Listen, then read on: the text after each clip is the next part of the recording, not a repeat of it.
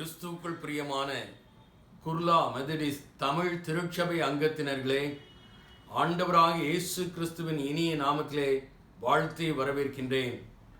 கிறிஸ்து ஜெயந்தி வாழ்த்துக்களை தெரிவித்துக் கொள்கிறேன். கிறிஸ்துமஸ் ஆராதனையிலே அர்ப்பணிப்போடு ஆயத்தத்தோடு மகிழ்ச்சியோடு கலந்து கொள்ள உங்களை அன்போடு அழைக்கின்றேன். ஆராதனைக்கு ஆரம்பமாக கண்களை மூடி தலைகளை தாழ்த்தி இறைவனை நோக்கி பார்ப்போம்.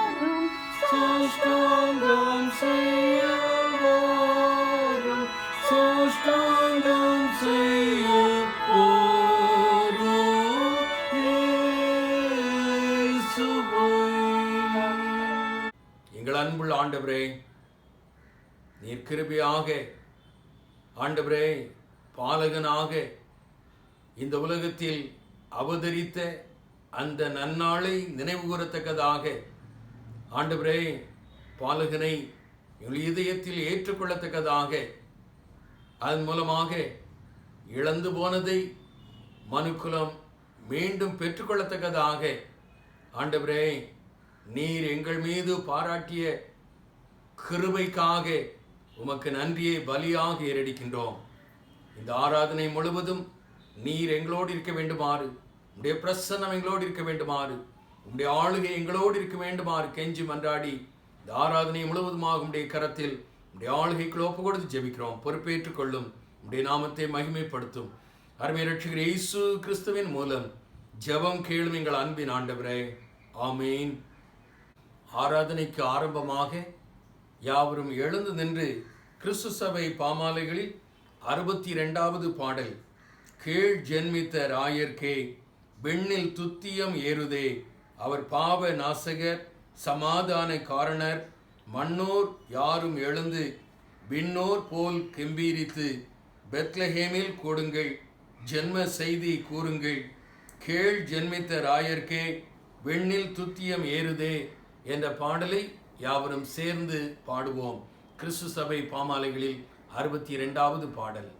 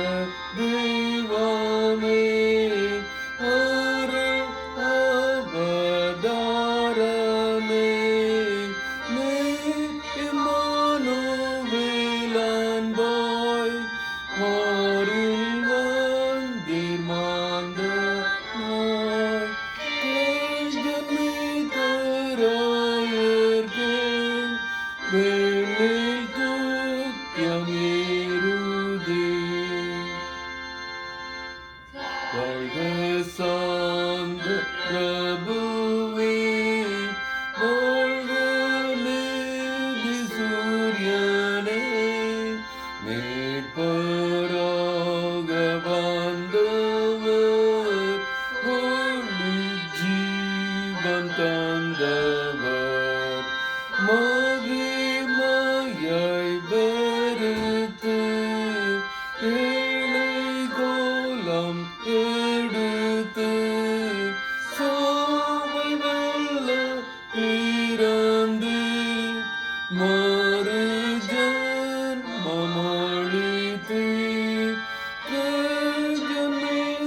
ஜன்மிதராயர்க்கு வேணல் தத்யமிருதி.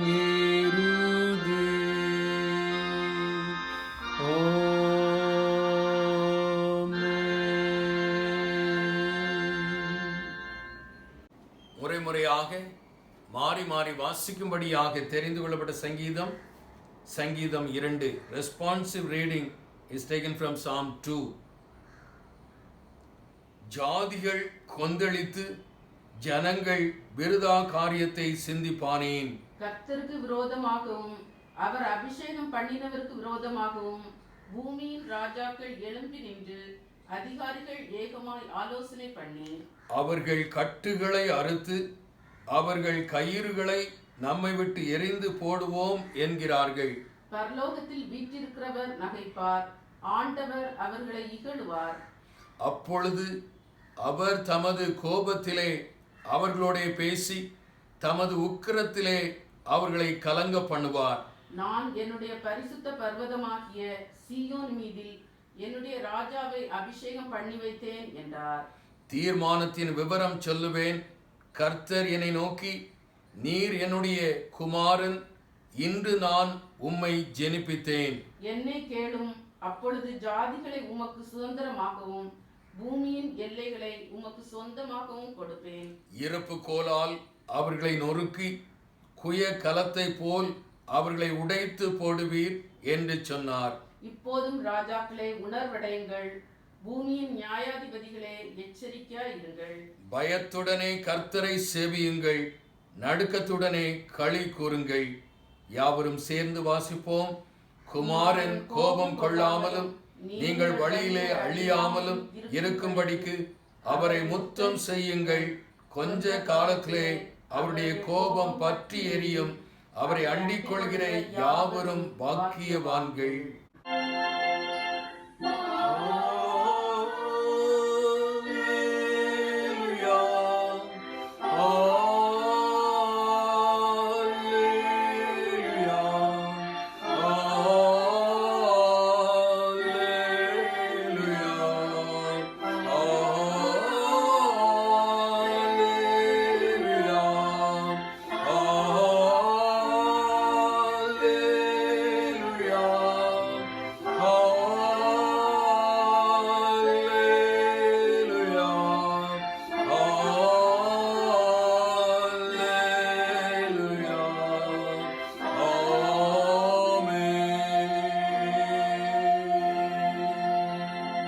Let us all confess our faith through Apostle Creed.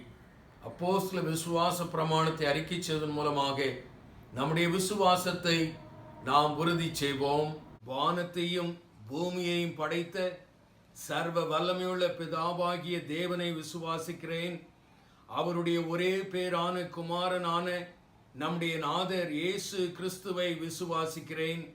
அவர் பரிசுத்த ஆவியானவராலே கன்னி மரியாளிடத்தில் உற்பவித்து பிறந்தார். பொந்து பிலாத்துவின் காலத்தில் பாடுபட்டு சிலுவையில் அறையுண்டு மரித்து அடக்கமணப்பட்டு பாதாளத்தில் இறங்கினார். 3ஆம் நாள் மரித்தோரிலிருந்து எழுந்தருளினார். பரமண்டலத்துக்கு ஏறி சர்வ வல்லமையுள்ள பிதாவாகிய தேவனுடைய வலது பார்சத்தில் வீற்றிருக்கிறார். அவ்விடத்திலிருந்து உயிருள்ளோரையும் மரித்தோரையும் நியாயம் தீர்க்க வருகிறார். பரிசுத்த ஆவியை விசுவாசிக்கிறேன். பரிசுத்த உலகளாவிய திருச்சபையையும் பரிசுத்தவான்களுடைய ஐக்கியமும் பாவ மன்னிப்பும் சரீர உயிர்த்தெழுதலும் நித்திய ஜீவனும் உண்டென்று விசுவாசிக்கிறேன். ஆமேன்.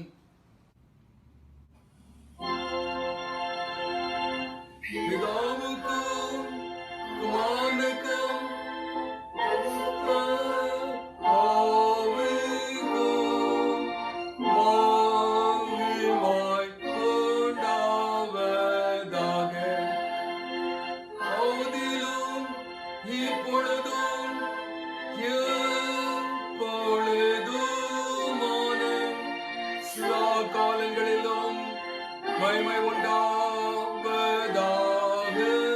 ஆமென். Lord's prayer. ஆண்டவர் கற்றுத்தந்த இறைவேண்டலை யாவரும் சேர்ந்து சொல்வோம். பரலோகத்தில் இருக்கிற எங்கள் பிதாவே, உம்முடைய நாமம் பரிசுத்தப்படுவதாக, உம்முடைய ராஜ்யம் வருவதாக, உம்முடைய சித்தம் பரலோகத்திலே செய்யப்படுகிறது போல பூமியிலேயும் செய்யப்படுவதாக.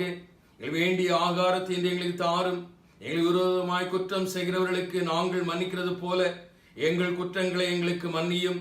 எங்களை சோதனைகள் பிரவேசிக்க பண்ணாமல் தீமை நின்று எங்களை ரட்சித்துக் கொள்ளும். ராஜ்யமும் வல்லமையும் மகிமையும் என்றென்றைக்கும் உடையவைகளே. ஆமேன். திருமறை பாகம் வாசிக்க கேட்போம். இன்றைய தியானத்திற்காக வாசிக்கும்படியாக தெரிந்து கொள்ளப்பட்ட வேத பகுதி ஏசாயா தீர்க்கதரிசியின் புஸ்தகம் 9ஆம் அதிகாரம் 1ஆம் வசனம் முதல் 7ஆம் வசனம் வரை. Isaiah chapter 9 verses from 1 to 7. ஆகிலும் அவர் செபுலோன் நாட்டையும் நப்தலி நாட்டையும் இடுக்கமாய் ஈனப்படுத்தின முந்தின காலத்தில் இருந்தது போல அது இருண்டிருப்பதில்லை. ஏனென்றால் அவர் கடற்கரை அருகிலும் யோர்தான் நதியோரத்திலும் உள்ள பிரஜாதியாருடைய கலிலேயாவாகிய தேசத்தை பிற்காலத்திலே மகிமைப்படுத்துவார். இருளில் நடக்கிற ஜனங்கள் பெரிய வெளிச்சத்தை கண்டார்கள். மரண இருளின் தேசத்தில் குடியிருக்கிறவர்களின் மேல் வெளிச்சம் பிரகாசித்தது. அந்த ஜாதியை திரளாக்கி அதற்கு மகிழ்ச்சியை பெருக பண்ணினீர்.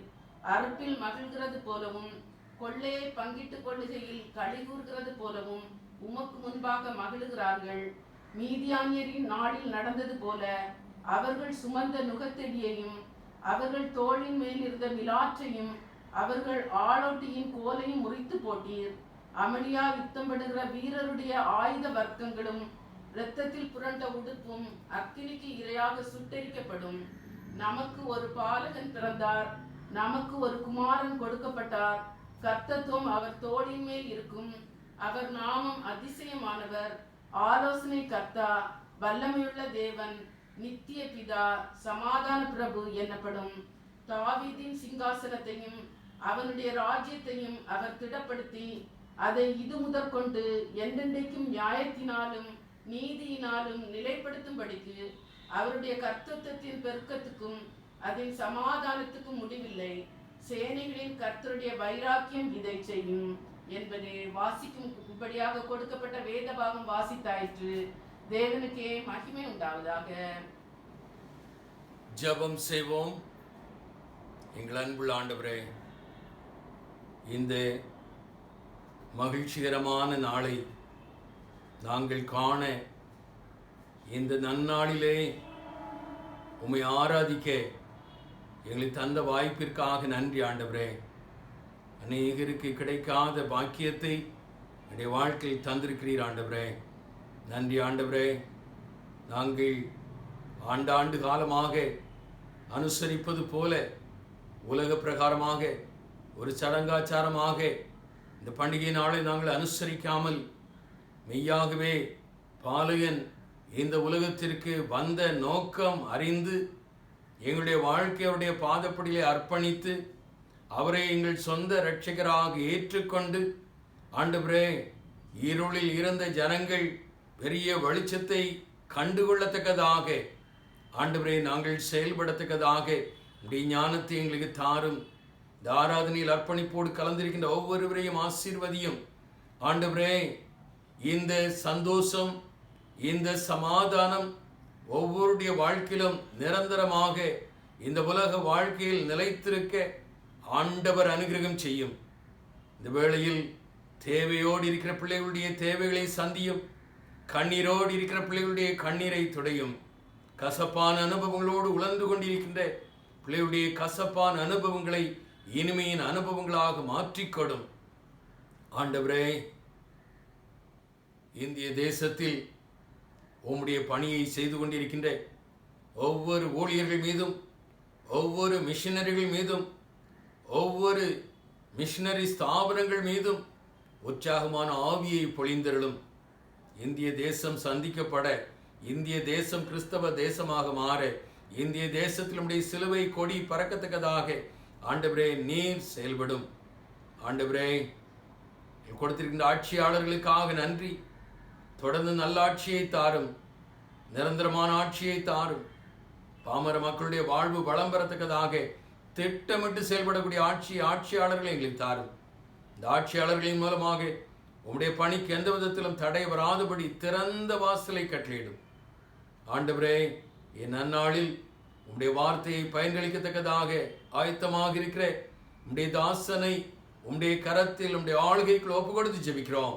அவர்கள் மூலமாக நீர் எங்களோடு இடைபட வேண்டுமாறு, பேச வேண்டுமாறு, மெய்யாகவே பாலகனை நாங்கள் தரிசித்தவர்களாக, பாலகனுடைய பாதப்படியிலே எங்களுடைய வாழ்க்கையை அர்ப்பணித்தவர்களாக மெய்யான சந்தோஷத்தை, சமாதானத்தை பெற்று அனுபவிக்க ஆண்டவர் அனுகிரகம் செய்யும்.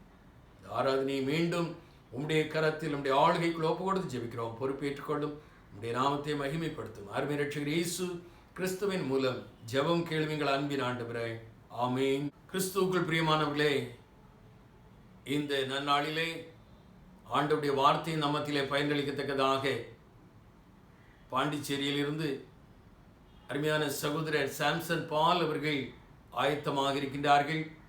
அவர்களை நாம் நன்கு அறிவோம். அவர்களை உங்கள் சார்பில், திருச்சபையின் சார்பில், என்னுடைய சார்பில் வருக வருக என்று வரவேற்றுக் கொள்கின்றேன்.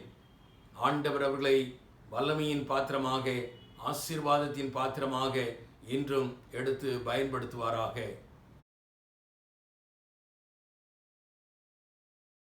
கிறிஸ்துவுக்குள் பிரியமானவர்களே, ஆண்டவராக இயேசு கிறிஸ்து நாமத்தில் உங்களை மிகுந்த மகிழ்ச்சியோடு வாழ்த்துகிறேன். கர்த்தர் உங்களோடு இருப்பாராக, உங்களை ஆசீர்வதிப்பாராக. மீண்டும் ஒரு முறை தேவ வார்த்தைகளோடு உங்களை சந்திப்பதில் மிகவும் மகிழ்ச்சி அடைகிறேன். மீண்டும் ஒரு முறை தேவ வார்த்தைகள் உங்களோடு பகிர்ந்து கொள்ளும்படியாக அன்பான வேண்டுகோள் கொடுத்த பாஸ்டர் அவர்களுக்கும் நான் நன்றி செலுத்துகிறேன். அனைவருக்கும் ஆண்டவராக இயேசு கிறிஸ்துவினுடைய பிறப்பின் சந்தோஷத்தினுடைய பின்னணியோடு மகிழ்ச்சியான வாழ்த்துக்களை தெரிவிக்கின்றேன். கர்த்தர்தாமே உங்கள் வாழ்க்கையிலே கிறிஸ்துவினால் வருகின்ற சந்தோஷத்தின் நிலையை பூரணமாக்குவாராக, உங்களுடைய வாழ்க்கையில் பெரிய காரியங்களை செய்வாராக. கிறிஸ்துமஸ் பண்டிகை தொடர்பான சில காரியங்களை உங்களோடு நான் பகிர்ந்து கொள்ள விரும்புகிறேன்.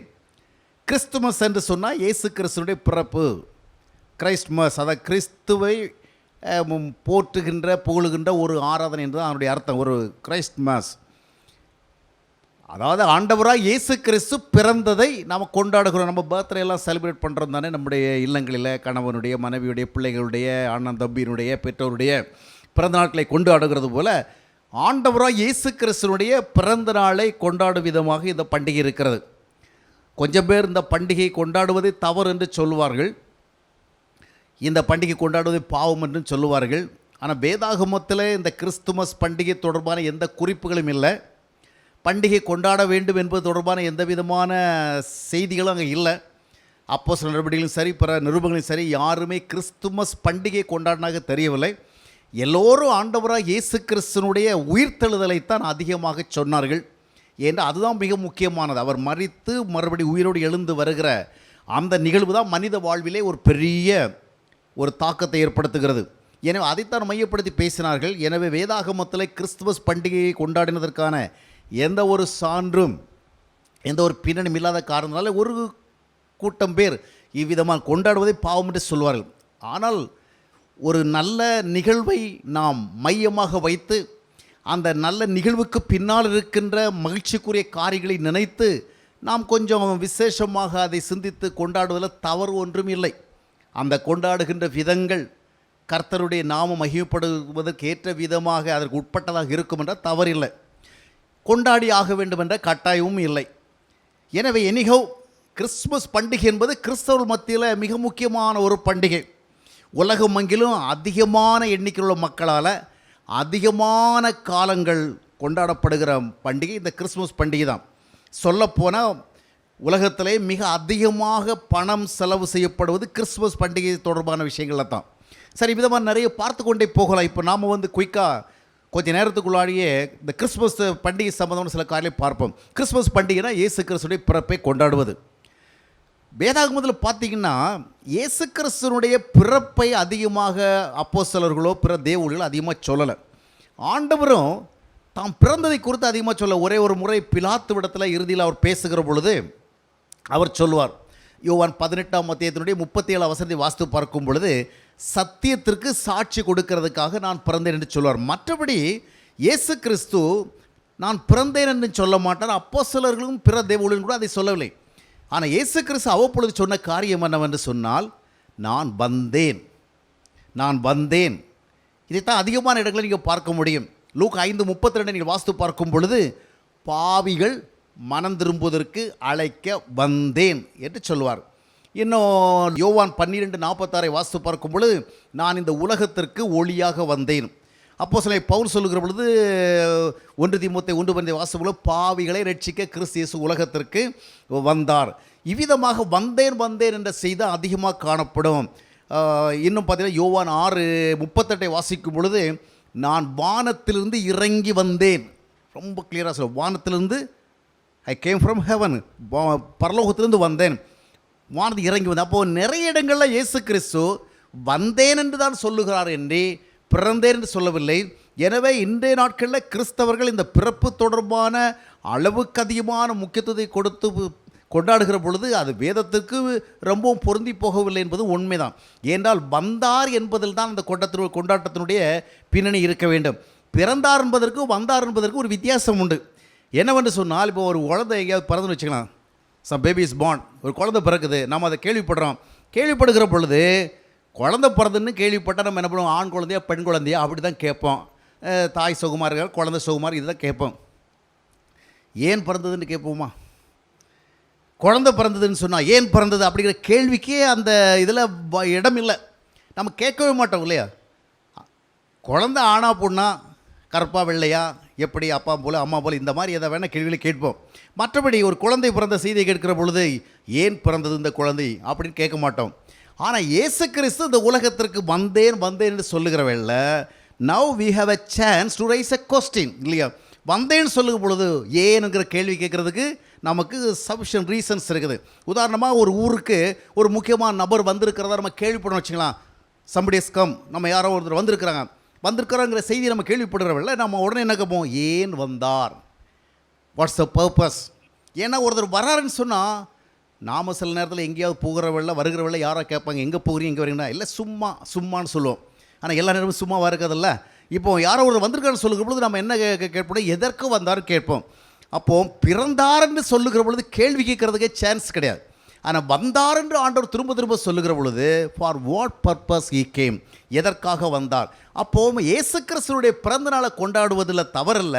ஆனால் கொண்டாடுகிற பொழுது அந்த கொண்டாட்டத்தின் பின்னணியில் சத்தியம் சார்ந்த சில காரணங்கள் இருக்க வேண்டும். we must have some right reasons to celebrate this Christmas. கிறிஸ்மஸை கொண்டாடுறதுக்கு சரியாக ரீசன்ஸ் இருக்கணும். நம்ம இப்போ பார்த்தோம், அவர் வந்தேன் என்று சொல்லியிருக்கிறார். அப்போ வந்தேன் என்று சொல்லுகிற பொழுது கேள்வி உருவாக, ஏன் வந்தார்? நமக்கு தெளிவாக விடை ஏற்கனவே கிடைத்தது. பாவிகளை ரட்சிக்க கிறிஸ்து இயேசு உலகத்திற்கு வந்தார், உலகத்திற்கு ஒளியாக வந்தார், உலகத்துக்கு நித்திய ஜீவனை கொடுக்கிற உணவாக வந்தார், மனுக்குலத்திற்கு நித்திய வாழ்வை கொடுப்பதற்காக வந்தார். அப்போ இந்த மாதிரி நிறைய காரணங்களுக்காக அவர் வந்தார் என்பது நமக்கு தெரிய வருகிறது. இப்போது நமக்கு முதலாவது தெரிந்திருக்க வேண்டிய பாயிண்ட்னு சொன்னால், before we go to celebrate this Christmas, we must know its right reasons and also its purpose. அதாவது first of all we must have some right understanding about this festival, this celebration. இதை குறித்து ஒரு புரிந்து கொள்ளுதல் வேணும். why should we celebrate Christmas? எதற்காக கிறிஸ்துமஸை கொண்டாட வேண்டும்? அப்போது கிறிஸ்துமஸை கொண்டாடுகிற பொழுது முதலாவது இயேசு கிறிஸ்து ஏன் பிறந்தார் என்கிற காரணத்தை அறிந்து கொள்ள வேண்டும். Regarding this we need to have some right understanding. புரிந்து கொள்ளுதல் வேணும். எல்லா மதங்களையும் பண்டிகை இருக்குது, எல்லோரும் நல்லா செலிப்ரேட் பண்ணுறாங்க. அதுபோல் கிறிஸ்தவர்களுக்கு இப்படி ஒரு பண்டிகை இருக்கிற அடிப்படையில் மட்டுமே கொண்டாடக்கூடாது. நாம் வி மஸ்ட் வெரி டிஃப்ரெண்ட், நம்ம வித்தியாசமாக இருக்கணும். நம்ம என்ன whatever we do we must have some solid reasons to do that. நம்ம அதை செய்கிறதுக்கு நல்ல ரீசன்ஸ் இருக்க வேண்டும். அப்போ முதலாவதாக இயேசு கிறிஸ்துவனுடைய பிறப்பை புரிந்து கொள்ள வேண்டும். இப்போ நாம் செலிப்ரேட் பண்ணுறவல்ல ஏன் இதை கொண்டாடுறீங்க அப்படின்னு ஒருத்தங்க கேட்டால், ஏதோ எங்கள் மதம் சார்ந்த ஒரு பண்டிகை, கிறிஸ்தவத்தில் உங்களுக்கு ஒரு பண்டிகை இருக்குல்ல, அது மாதிரி எங்களுக்கு ஒரு பண்டிகை அப்படி சொல்கிறதில்ல. நாம் அதுக்கு பின்னால் இருக்கிறதான சரியான காரணங்களை சொல்லணும். இப்போது பொதுவாக அடுத்த கேள்வி என்னென்னு சொன்னால், முதல்ல புரிந்து கொண்டு கொண்டாட வேண்டும் என்று நான் சொன்னேன் உங்களுக்கு. என்ன புரிந்து கொள்வது? பாவிகளை ரட்சிக்கிறது இயேசுநாதர் உலகத்திற்கு வந்தார். இந்த பாவ இருள் நிறைந்த உலகத்தில் வெளிச்சமாக வந்தார். பரலோகத்தில் என்னை கொண்டு போகும்படியாக வந்தார். தேவனோடு ஒரு உறவை ஏற்படுத்தும்படியாக வந்து இப்போ நிறைய சொல்லலாம்.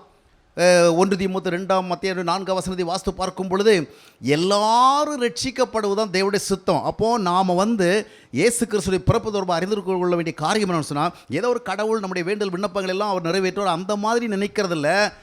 இயேசு கிறிஸ்து ஏன் வந்தார்? Why did Jesus come here? எதற்காக வந்தார்னா, in order to save us. எனவே தான் எபிரேயர் 2:4 சொல்லுகிறது, இவ்வளோ பெரிதான ரட்சிப்பை குறித்து நீங்கள் கவலைப்படாமல் இருந்தால் அப்படின்னு சொல்லப்படும். அப்போது இயேசு கிறிஸ்து வந்ததுக்கு ஒரு காரணம் இருக்குது. அந்த காரணங்களின் அடிப்படையில் நம்முடைய வாழ்க்கை அமைந்திருக்கின்ற பொழுது நம்முடைய கொண்டாட்டங்களுக்கு நாம் நல்ல காரணங்களை வைத்திருக்கிறோம். ஏன் கொண்டாடுகிறேன்னா, இயேசு கிறிஸ்து பாவிகளை ரட்சிக்க உலகத்துக்கு வந்தார். அது ஒரு ஜெனரல் நாலேஜாக இருக்கக்கூடாது, ஒரு காமன் ஃபேக்டராக இருக்கக்கூடாது. அது என்னுடைய வாழ்க்கையில் ப்ராக்டிஸ் பண்ணப்பட்ட ஒரு விஷயமாக இருக்கணும். ரட்சிக்க வந்தார், நான் அந்த ரட்சிப்பை பெற்றுக்கொண்டேன். இதுதான் நமக்கு பண்டிகைக்கு பின்னால் இருக்கிறதான சரியான ஒரு காரணமாக இருக்கிறது. இன்னொன்று பார்க்கும்போது ரோமர் 8:15 வாஸ்து பாருங்கள். அங்கே என்ன சொல்லப்படுகிறது? மறுபடியும் பயப்படுறதுக்கு பயப்படுவதற்கான அடிமைத்தனத்தின் ஆவியல்ல, நாம் எப்படிப்பட்ட ஆவியை பெற்றுக்கிறோம்? அப்பா பிதாவே என்று கூப்பிடத்தக்க புத்திர சுவிகாரத்தின் ஆவியை பெற்றுக்கிறோம். We have got the Spirit so that we can call our God as our Father, Abba Father என்று கூப்பிடலாம். அப்போ ஒரு உறவு, there we see some relationship. ஒரு உறவு. தேவன் என்பவர் ஏதோ ஒரு கடவுள், நாம் பக்தியாக இருந்தால் நமக்கு ஏதோ நல்லது செய்வார் அந்த மாதிரி இல்லை. God, He wants to have some relationship with us. நம்மோடு நல்ல ஒரு உறவை ஏற்படுத்தி கொள்ள விரும்புகிறார். அந்த உறவை நமக்கு கொடுப்பதற்காக இயேசு கிறிஸ்து உலகத்திற்கு வந்திருக்கிறார். 1 கொரிந்தியர் 1:9 வாஸ்து பார்க்கும் பொழுது இயேசு கிறிஸ்து எதற்காக உலகத்தில் வந்தார் என்பதை குறித்த இன்னொரு விளக்கங்க என்ன சொல்லப்படுனா, அவரோடு ஐக்கியமாக இருப்பதற்கு. For what purpose God has called us so that we can have some fellowship with Jesus. இயேசுவோடு ஒரு ஐக்கியத்தை வைத்துள்ளோம். அப்போ நீங்கள் நல்லா புரிஞ்சுக்கணும், பிறந்தார் என்கிற அடிப்படையில் வந்தார்னா அதற்கு சரியான காரணங்கள் இருக்கிறது, ஒரு பர்பஸ் இருக்கிறது. அதில் முக்கியமானது என்ன? ரட்சிக்கப்படுறது. இன்னொன்று பார்க்கும் பொழுது தேவ உறவில் வாழ்வதற்கு. மூன்றாவதாக 1 கொரிந்தியர் 1:2 வாஸ்து பார்க்கும் பொழுது அங்கே என்ன சொல்லப்பட்டிருக்குன்னு சொன்னால், நம்ம எதற்கு அழைக்கப்பட்டிருக்கிறோம்? பாடுறதுக்கு, துதிக்கிறதுக்கு, ஸ்தோத்திரம் பண்ணுறதுக்கு, ஆராதனை பண்ணுறதுக்கு, ஜெபம் பண்ணுறதுக்கு, காணிக்கை கொடுக்கறதுக்கு, அவருக்கு ஊழியம் செய்கிறதுக்கு, இந்த விதமாக நிறைய சொல்லலாம். ஆனால் அங்கே என்ன சொல்லப்படினால், அவர் கால், நம்முடைய அழைப்பு என்னன்னு சொன்னால், we have to become saints. God has called us to become holy. நாம் பரிசுத்தமாக வேண்டும், பரிசுத்தவானாக மாற வேண்டும். இதற்காக தான் 1 கொரிந்தியர் 1:31 வாசம் பார்க்கும் பொழுது இயேசு கிறிஸ்து நாம் பரிசுத்தவானாக மாறுவதற்கேற்ற விதமாக அவரே நமக்கு பரிசுத்தமாக தரப்பட்டார். அவரே தேவனால் நமக்கு ஞானமும் நீதியும் பரிசுத்தம். He is our holiness. When we accept Jesus as our Lord, also we have got the holiness. நாம் அந்த ஹோலினஸை பெறுகிறோம். So by that we become holy. இதுதான் இயேசு கிறிஸ்து ஏன் வந்தார்? To make us holy. நமக்கு நம்முடைய உண்மையான நிலைமை என்ன? ரோமர் 3:25 வாஸ்து பார்க்கும் பொழுது all have sinned and fallen short of the glory of God. எல்லாரும் பாவம் செய்து தேவ மகிமை இழந்து போயிட்டாங்க. அப்படியாப்பட்டவங்களுக்கு பரிசுத்தவான்கிற ஒரு நல்ல ஸ்டேட்டஸை கொடுக்கறதுக்காக, ஹோலினஸை கொடுக்கறதுக்காக, நம்ம எல்லாம் செயின்ஸ் ஆக்கி ஒரு நல்ல ஸ்டேட்டஸ் கொடுக்கறதுக்காக இயேசு கிறிஸ்து வந்தார். அப்போ பண்டிகையை செலிப்ரேட் பண்ணுற வேளை இயேசுநாதர் எங்கள் கடவுள் பிறந்தாருங்க அதான் கொண்டாடுறோம், அப்படி இல்லை. அவர் எனக்கு ஒரு நல்ல ஸ்டேட்டஸ் கொடுக்குறார். நான் இயேசு கிறிஸ்துவை என்னுடைய வாழ்வில் ஏற்றுக்கொண்டபடினால நான் ஒரு செயின்ட் ஆகிட்டேன். ஆமாம், இயேசுவை நம்ம ஏற்றுக்கொண்டு நாமும் செயின்ட் தான். we are also saints. யாரோ ஒரு சிலர் இங்கே ஒருத்தர் அங்கே ஒருத்தர் அவங்கள மட்டும் நம்ம பரிசுத்தம்னு சொல்கிறதில்ல. வேதம் முழுவதும் படித்து பாருங்கள். நம்ம எல்லாருமே இப்போ ஆண்டவராக இயேசு கிறிஸ்து ஏற்றுக்கொண்டு அவரோட ஐக்கியமாக இருந்தால் நாம் யார்? Every one of us can become holy and saint. 4வது பார்க்கும் பொழுது யோவான் 6:40 வாஸ்து பார்க்கும் பொழுது இயேசு கிறிஸ்துவை நாம் ஏற்றுக்கொள்வதனால நித்திய வாழ்வை பெறுகிறோம். When we accept Jesus as our Lord, we have the grace to have the eternal life. குமாரனை கண்டு அவரிடத்திலே விசுவாசமாக இருக்கிறவன் எவனோ அவன் நித்திய ஜீவனை அடைகிறான். நான் அவனை கடைசி நாள் எழுப்புவேன் என்று ஆண்டவர் சொல்லுகிறார். ஆமருமையால் இதுதான் அந்த கிறிஸ்து வந்ததனுடைய பின்னால் இருக்கிறது. நாம் பிறந்தார்னு சொன்னால் வந்தார் தாங்க ரொம்ப சூட்டபிள். சரி, அப்போது வந்தார் என்பதற்கான காரணத்தை அறிந்து கொண்டோம். அடுத்தபடியாக பார்க்கும் பொழுது இப்போ நமக்கு புரிஞ்சிச்சு நினைக்கிறேன், கிறிஸ்மஸ் ஏன் கொண்டாடுறோம் அப்படின்னு சொன்னால் இதுக்கு தான். அப்போது இப்போ நீங்கள் கிறிஸ்மஸ் கொண்டாடுறவங்கள இதெல்லாம் கொஞ்சம் திங்க் பண்ணிக்கணும். இந்த பேக்ரவுண்டில் நீங்கள் கொண்டாடுறீங்களா? இதெல்லாம் உங்கள் வாழ்க்கையில் இருக்குதா? அந்த ரட்சிக்கப்பட்ட தெய்வ உறவை பெற்றுக்கொண்ட பரிசுத்தவானாகிய நித்திய வாழ் நிச்சயம் பெற்ற இப்படிப்பட்ட சில விஷயங்கள்லாம் உங்கள் வாழ்க்கையில் இருக்கிறதாங்கிறத நீங்கள் கன்ஃபார்ம் பண்ணிக்கணும். நெக்ஸ்ட்டு பார்த்தீங்கன்னு சொன்னால், நார்மலாக நாம் யாருடைய பிறந்தநாளை கொண்டாடுவோம்? கொஞ்சம் யோசனை பண்ணி பாருங்கள். இங்கே இருக்கிற நீங்கள் யாராகிலும் உங்கள் பக்கத்து வீட்டில் உள்ளவருடைய பிறந்தநாளை கொண்டாடி இருக்கிறீங்களா? இல்லை உங்கள் நண்பரே இருக்கட்டும், அவர் எங்கேயோ இருக்கிறார், உங்களுக்கு ரொம்ப க்ளோஸ் ஃப்ரெண்டு, அதுக்காக நீங்கள் ட்ரெஸ் எல்லாம் புதுசாக வாங்கி, கேக்ஸ் எல்லாம் வாங்கி, அன்றைக்கி பிரியாணி எல்லாம் செஞ்சு, இல்லைன்னா ஏதாவது ஒரு ரெஸ்டாரண்ட்டுக்கு போய் நல்லா ஸ்பெஷலாக ஆர்டர் பண்ணி, இல்லை ஜொமேட்டோ ஸ்விக்கி இந்த மாதிரி ஏதாவது ஸ்பெஷலாக நம்ம வீட்டிலே கொண்டாந்து கொடுப்பாங்களா, அந்த மாதிரி ஆர்டர் பண்ணி நீங்கள் சாப்பிட்டீங்களா? அந்த நண்பனோ அந்த உறவினரோ தங்களுடைய பர்த்டேயை கொண்டாடும் பொழுது நாம் ஜாயின் பண்ணி அவங்களோட சேர்ந்து நம்ம என்ன செய்வோம், கேக்கெல்லாம் கட் பண்ணி சாப்பிடுவோம். அப்புறம் நமக்கு பிரியாணி கொடுத்தாங்கன்னா சாப்பிடுவோம். இந்த மாதிரி நம்ம என்ன செய்வோம், we will join with them. அவரோட சேர்ந்துக்குமே ஒழிய நீங்கள் யாருடைய பிறந்தநாளையாக உங்கள் வீட்டில் கொண்டாடி இருக்கிறீங்களா? மகாத்மா காந்தி பிறந்தார்னு சொல்லிட்டு நம்ம அக்டோபர் 2ஆம் தேதி நாடு முழுவதும் நமக்கு காந்தி ஜெயந்தி கொண்டாடுறோம். நீங்கள் யாராவது அன்றைக்கி கறிசோறு வாங்கி சாப்பிட்றீங்களா? அதற்காக ஏன் இன்றைக்கி நான் கறிசோறு சாப்பிட்றேன்னா, ஏன் பிரியாணி சாப்பிட்றேன்னு சொன்னால், இன்றைக்கி ஸ்பெஷலாக நாங்கள் ஒரு ஸ்பெஷல் ரெஸ்டாரண்ட்டில் போய் நாங்கள் சாப்பிட போகிறோம், ஏன்னா காந்தி பிறந்தார். அப்போது நீங்கள் எவ்வளோ பெரியவருடைய பிறந்தநாளாக இருந்தாலும் இண்டிவிஜுவலாக பர்சனலாக நீங்கள் அதை செலிப்ரேட் பண்ணுறதில்ல. யாருடைய பர்த்டே செலிப்ரேட் பண்ணுவீங்க? கணவனுடைய பர்த்டேயை, மனைவியினுடைய பர்த்டேயை, பிள்ளைகளுடைய பர்த்டேயை, பெற்றோருடைய பர்த்டேயை, அண்ணனுடைய பர்த்டே, தம்பியுடைய பர்த்டே, இவ்வளோதான். இதுக்கு அப்பால் உள்ளவங்களுடைய பர்த்டே எல்லாம் அவங்க பர்த்டே செலிப்ரேட் பண்ணி நம்மளை இன்வைட் பண்ணாங்கன்னு சொன்னால் நாம் போய் வாய்ப்பு இருந்தால் ஏதோ ஒரு கிஃப்ட்டு கொடுத்துட்டு நல்லா சாப்பிட்டு கொண்டுட்டு வருவோம், கொஞ்சம் நேரம் ஸ்பெண்ட் பண்ணிட்டு வருவோம். அதான் செய்வோம் வெளியே. இண்டிவிஜுவலாக யாரோ ஒருடைய பிறந்தநாளை கொண்டாடுறதுக்காக, பிறந்தநாளை நினைத்து நாமவே நல்ல ட்ரெஸ் வாங்கி, நல்ல ஸ்வீட்ஸ் வாங்கி, நல்ல கேக்ஸ் வாங்கி, நல்ல சாப்பாடெல்லாம் செஞ்சு சாப்பிட்றதில்ல. ஏன்? ஒருவருடைய பிறந்த தினத்தை நாம் நினைத்து கொண்டாட வேண்டுமென்றால் அவருக்கும் நமக்கும் இடையில் ஒரு பிளட் ரிலேஷன் இருக்கணும். அதாவது இரத்த சம்பந்தமான ஒரு உறவு இருக்கணும். ஒரு நெருங்கின க்ளோஸ் ஃபெல்லோஷிப்பில் இருக்கிறவங்களுடைய பர்த்டே தான் நமக்கு இட்ஸ் ஸோ இம்பார்ட்டண்ட். கணவனுடைய பர்த்டே மனைவிக்கு, மனைவியுடைய பர்த்டே கணவனுக்கு, கணவன் மனைவியுடைய பர்த்டே பிள்ளைகளுக்கு, பெற்றோர், இப்படி மாறி மாறி எல்லாருக்கும் வரும். ஆனால் எவ்வளவு நெருங்கின நண்பர்களாக இருந்தாலும் சரி, உறவுகளாக இருந்தாலும் சரி, அவர்களுடைய பர்த்டே நம்முடைய வீட்டில் என்ன செய்ய மாட்டோம், கொண்டாட மாட்டோம். ஆனால் நீங்கள் எல்லாம் இயேசுநாதருடைய பர்த்டே கொண்டாடுறீங்க இல்லையா? நம்ம எல்லோரும் இயேசுநாதருடைய பர்த்டே கொண்டாடுகிறோம். அப்போது அவருடைய பிறந்த நாளை நினைத்து கொண்டாடுகிறோன்னு சொன்னால் ஏன் கொண்டாடுறோம்? அப்போ அவருடைய பிறந்த நாளை நம்ம நினைத்து கொண்டாடுகிற பொழுது we should not be foreigner to him. அவருக்கு நம்ம யாரும் அந்நியலாக இருக்கக்கூடாது, நம்ம ஸ்ட்ரேஞ்சராக இருக்கக்கூடாது. அவருடைய பிறந்தநாளை ஏன் கொண்டாடணும்னா, அவருக்கும் எனக்கும் ரொம்ப ஒரு ஃபெல்லோஷிப் இருக்குது. we have some close fellowship, we are very close to him. அந்த மாதிரி சொல்லுகிற ஒரு ரிலேஷன்ஷிப் இருந்தால் தான் நாம் பர்த்டே கொண்டாடுறது மீனிங்ஃபுல்லாக இருக்கும். இப்படி எல்லாமா சிந்திக்கணும் அப்படின்னு நினைக்கிறோம். அப்படி தானே சிந்திக்கிறோம், பர்த்டே தானே செலிப்ரேட் பண்ணுறோம். அப்போது கிறிஸ்மஸ் கொண்டாடுகிற வேளை யாராவது கேட்டாங்கன்னா, ஏதாவது ஒரு லாஜிக் கேட்குறாங்க, அப்போது எல்லாரும் போல் மதம் சார்ந்த பண்டிகையை நாங்கள் கொண்டாடுறோம், ஏதோ வருஷத்தில் ஒரு நாள் கொண்டாடுறதுக்கு வச்சுருக்குறாங்க, அதனால் கொண்டாடுறோம் அவ்விதமாக சொல்லுகிறதில்ல. இயேசு கிறிஸ்துக்கும் எனக்கும் இடையில் ஒரு நெருங்கின உறவு இருக்கிற ஏற்கனவே பார்த்தோம். அப்போ அந்த நெருக்கம்தான் பர்த்டே கொண்டாடுறதுக்கு முக்கியமான காரணமாக அமைய வேண்டிய இன்றைய தினத்தில் நாம் ஆண்டவராக இயேசு கிறிஸ்துவினுடைய பிறப்பை நினைத்து கொண்டாடுகிற பொழுது நாம் அதாவது inwardly we have to examine ourselves what kind of relationship we have with Jesus. அவர் எந்த விதத்தில் நம்மோடு சம்பந்தப்பட்டிருக்கிறார், அவர் எந்த விதத்தில் நமக்கு ரொம்ப க்ளோஸாக இருக்கிறார், அவர் நமக்கு யார்? பொதுவான ஒரு கடவுளா, ஞாயிற்றுக்கிழமை வழிபடுவதற்கான ஒரு கடவுளா, இல்லை கஷ்டம் கவலை பிரச்சனை வந்தால் ஏதாவது ஒரு நல்ல நிலைமையில் இருக்கிறதுனால அவர்கிட்ட நம்மளுக்கு நம்முடைய ஏதாவது ஒரு நன்மை கேட்குறதுக்கான ஒரு கடவுளா? இல்லைங்க, அதையும் தாண்டி அவருக்கும் எனக்கும் ஒரு பெரிய ரிலேஷன்ஷிப் இருக்குது. ஹீ இஸ் மை சேவியர், அவருடைய ரட்சகர். அவர் வழியாக the almighty God has become my father, என்னுடைய அப்பாவை மாறி இருக்கிறாரு.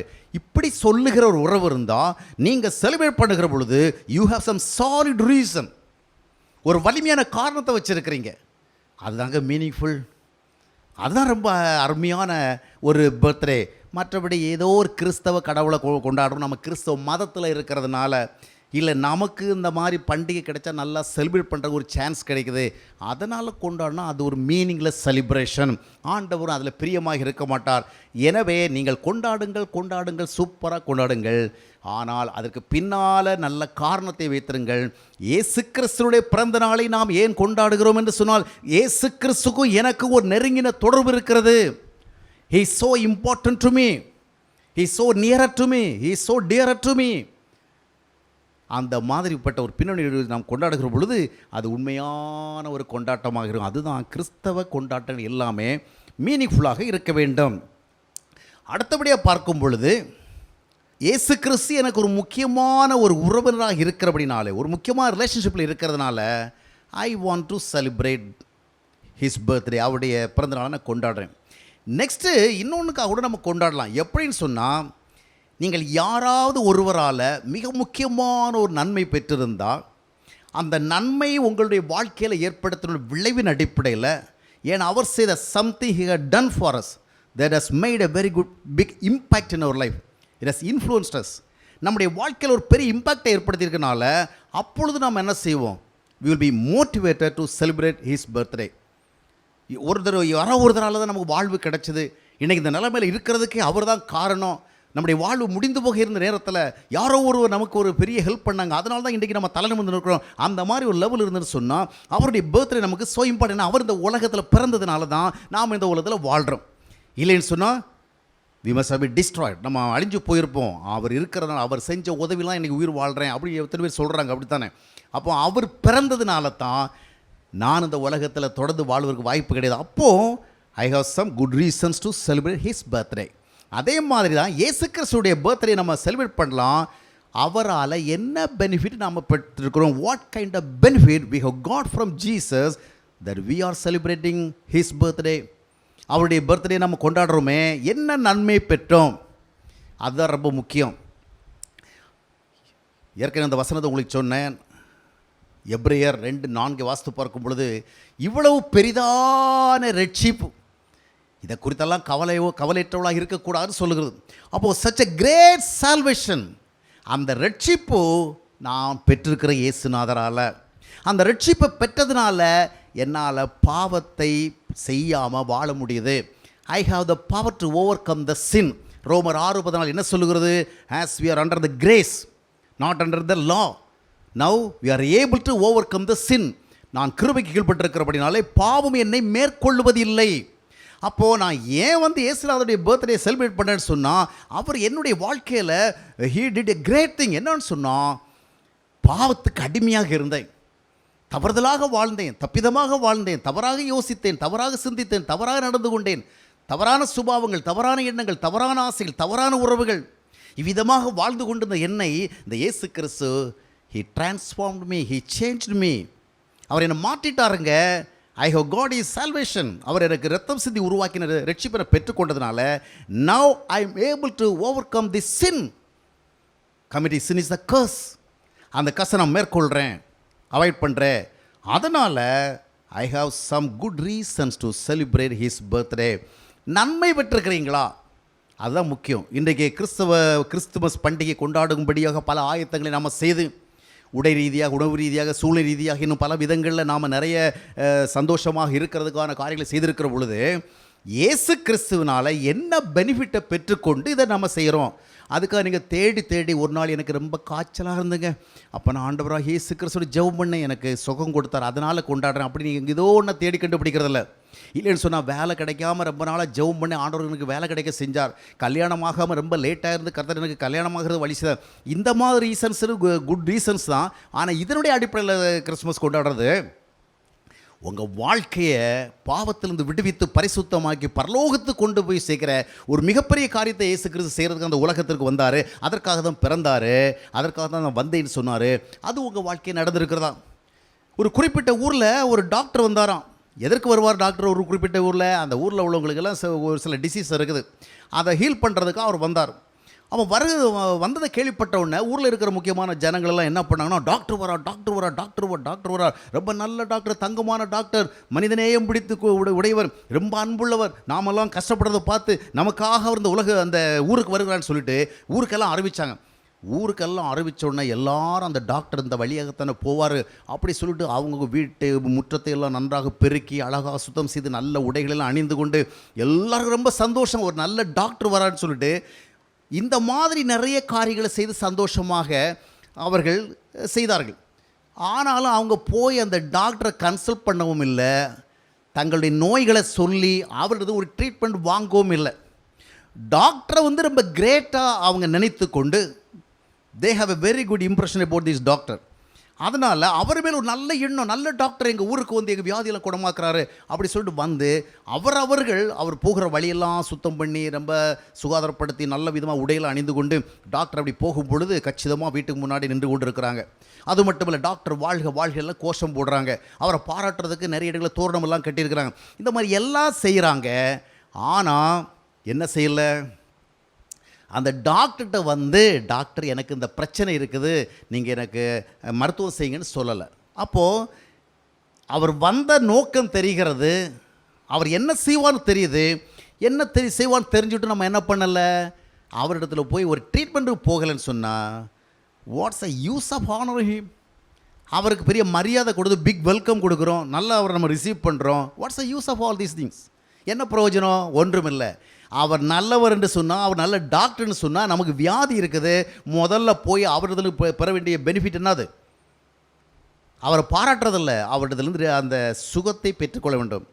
இன்றைக்கி பரிதாபகரமாக கிறிஸ்தவ மக்கள் இயேசுவை போல்கிறார்கள், ரட்சகர் என்று போல்கிறார்கள், நல்ல மெய்ப்பர் என்று சொல்கிறார்கள், நல்ல மீட்பர் என்று சொல்லுகிறார்கள், நல்ல மெய்ப்பர் என்று சொல்லுகிறார்கள். விதவிதமாக அவர்கள் இயேசு கிறிஸ்துவை புகழ்ந்து பாடுகிறார்கள், போற்றுகிறார்கள், துதிக்கிறார்கள். கிறிஸ்மஸ் காலங்கள் வருகிற பொழுது எத்தனையோ விதங்களெல்லாம் carol rounds, candle light service, அது இதுன்னு ஏகப்பட்ட விஷயங்கள் எல்லாம் செஞ்சு ரட்சகர் பிறந்தார், ரட்சகர் பிறந்தார், ரட்சகர் பிறந்தார்.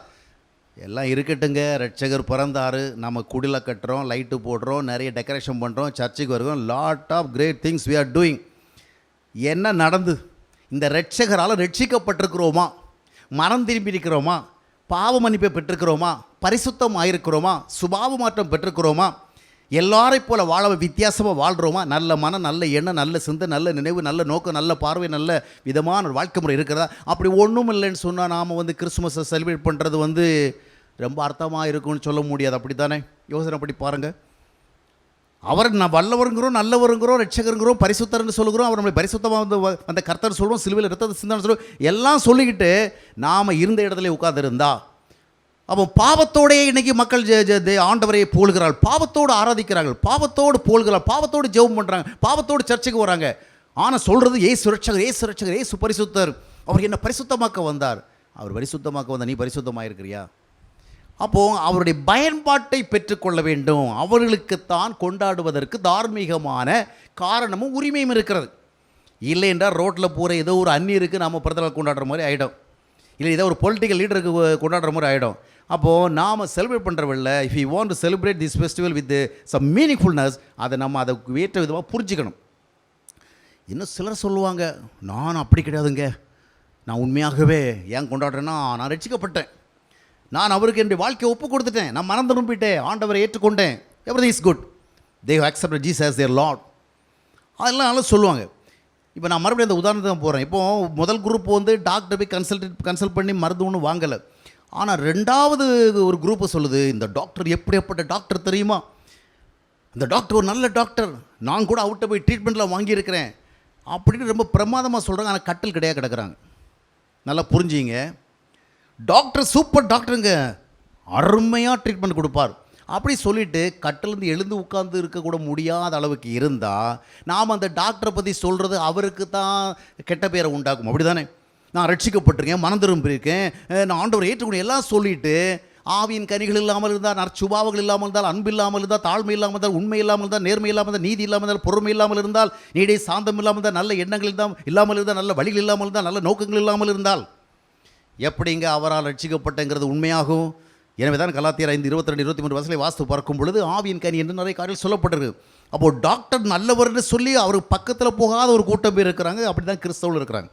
அடுத்த குரூப் நான் ரட்சிக்கப்பட்டேன், மனம் திரும்பினேன், நான் ஏற்றுக்கொண்டிருக்கிறேன், I have been born again, இப்போ போனால் கூட பரலத்துக்கு போய் சேர்ந்துருவேன், அதை பற்றி சொல்கிறோம். ஆனால் சுபாவங்களில் மாற்றம் இல்லை, மனநிலையில் மாற்றம் இல்லை, எண்ணங்களில் மாற்றம் இல்லை, வழிகளில் மாற்றம் இல்லை, நோக்கங்களில் மாற்றம் இல்லை. பணம், பொருள், உலகம், ஆடம்பரம், அது இது எல்லாத்துலேயும் மற்றவங்களை போல இருந்தால் இந்த இயேசு கிறிஸ்துவினால நம்ம என்ன பெற்றிருக்கிறோம்? எனவே அப்போஸ்தலர் 1:8 என்ன சொல்லுங்கன்னு சொன்னால், when the Holy Spirit come upon you, you will be made powerful, because of that you will be my witnesses. நீங்கள் எனக்கு சாட்சி கொடுப்பீங்க. அப்போது டாக்டர் ட்ரீட்மெண்ட் பண்ணிக்கணும்னா இன்றைக்கி நல்லா ஆரோக்கியமாக ஹெல்த்தியாக நின்று கொண்டு பார், இன்றைக்கி நான் அந்த அளவுக்கு நிற்கிறேன்னா என்ன காரணம் தெரியுமா? அவர் கொடுத்த ட்ரீட்மெண்ட்டு தான்.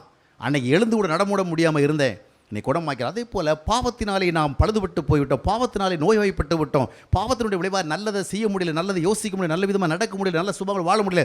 இயேசு கிறிஸ்துவை நான் ஏற்றுக்கொண்டேன், அதனால் I am very healthy in my spiritual life. என்னுடைய ஆரோக்கிய வாழ்க்கை நான் ஹெல்த்தியாக இருக்கிறேன். இப்போ என்னால் பாவத்தை மேற்கொள்ள முடியும், பரிசுத்தமாக வாழ முடியும், பணம் பொருள் ஆசைகளால் மேற்கொள்ளப்படாமல் அவற்றை கீழ்ப்படுத்த முடியும், உலக ஆடம்பரத்துக்கு ஒத்து போகாமல் இருக்க முடியும்.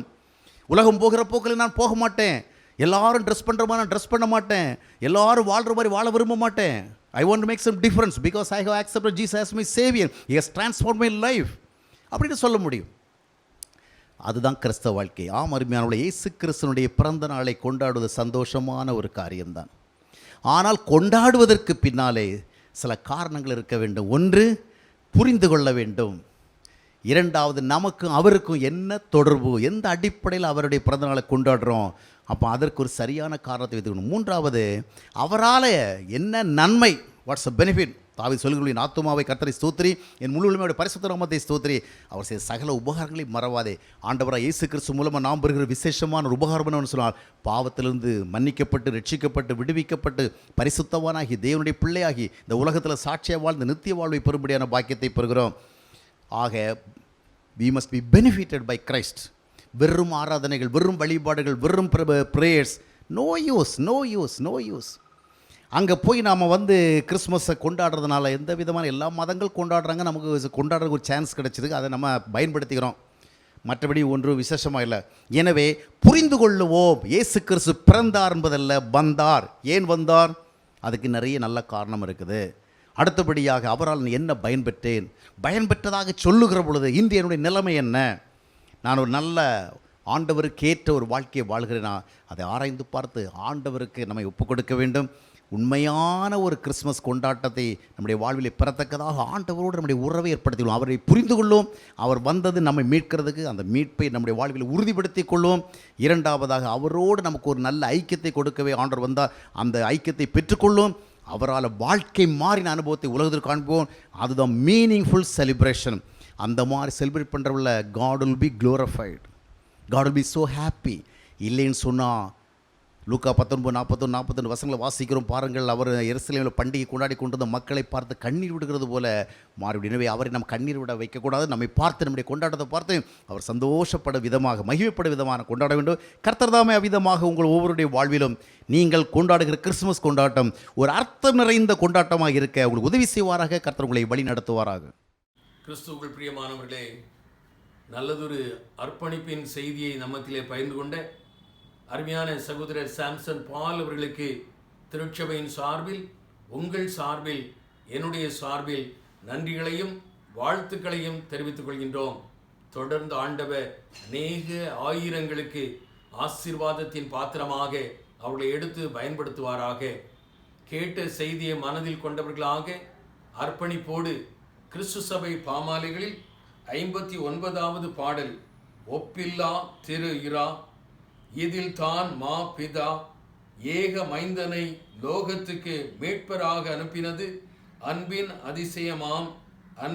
அதிசயமாம் என்ற பாடலை யாவரும் சேர்ந்து எழுந்து பாடுவோம். கிறிஸ்து சபை பாமாலைகளில் 59வது பாடல்.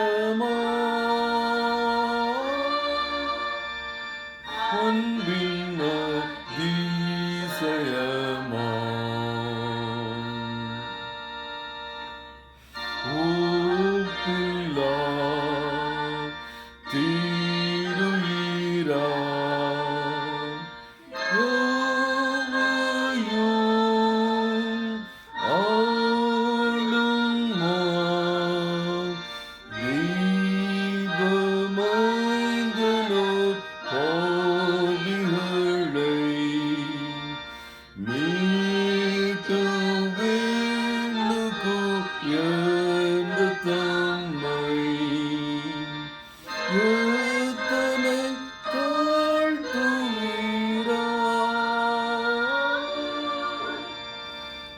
எத்தனை தாழ்த்துவீரா.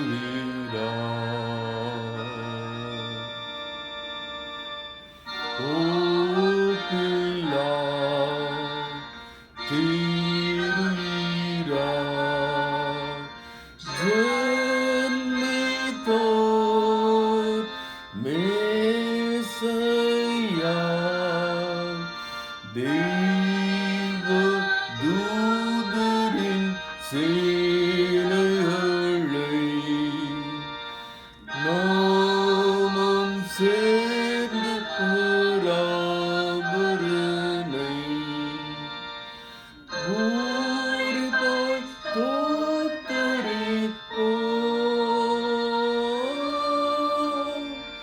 பூரிப்பாய் தோத்தரிப்போம்.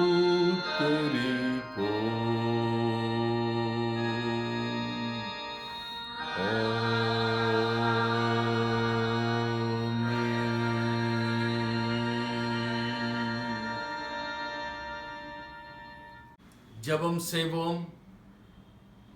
எங்கள் அன்புள்ள ஆண்டவரே, நீர் கிருபையாக ஈவாக இந்த பண்டிகை நாட்களை காண ஆண்டவர் எங்களுக்கு அருள் புரிந்ததற்காக நன்றி ஆண்டவரே.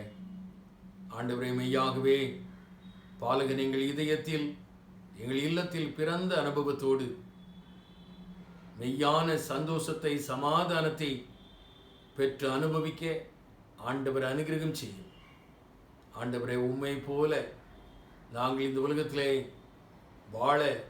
வாழ்ந்து காட்ட, அதன் மூலமாக உம்முடைய நாம மகிமை அடைய ஆண்டவர் அனுகிரகம் செய்யும். அருமையான சகோதரர் சாம்சன் பால் அவர்களையும் அவருடைய குடும்பத்தையும் அவர்கள் கொடுத்திருக்கின்ற ஊழியத்தையும் உம்முடைய கரத்திலே நாங்கள் ஒப்பு கொடுத்து ஜெபிக்கிறோம். தொடர்ந்து அவர்களையும் உடைய குடும்பத்தையும் உடைய ஊழியத்தையும் அபரிதமாக ஆண்டவர் ஆசீர்வதித்தரல வேண்டும் ஆர்வை நோக்கி கெஞ்சுகிறோம். இந்த ஆராதனையில் அர்ப்பணிப்போடு கலந்து கொண்ட ஒவ்வொருவரையும் ஆசீர்வதியும், ஒவ்வொருடைய தேவைகளையும் சந்தியும். அருமை இரட்சகர் இயேசு கிறிஸ்துவின் மூலம் ஜெபம் கேளும் எங்கள் அன்பின் ஆண்டவரே, ஆமீன்.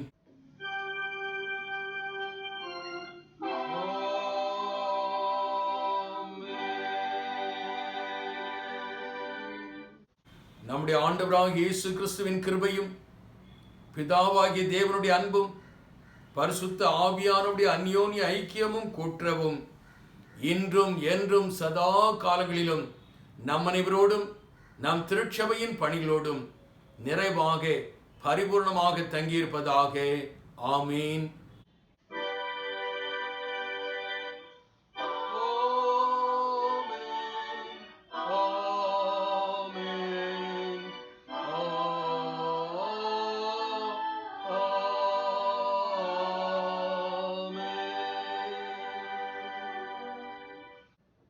யாவரும் சேர்ந்து சொல்வோம்.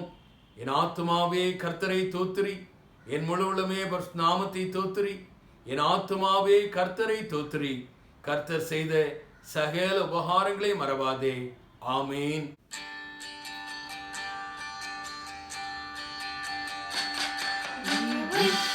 Merry Christmas, we wish you a Merry Christmas, we wish you a Merry Christmas and a Happy New Year.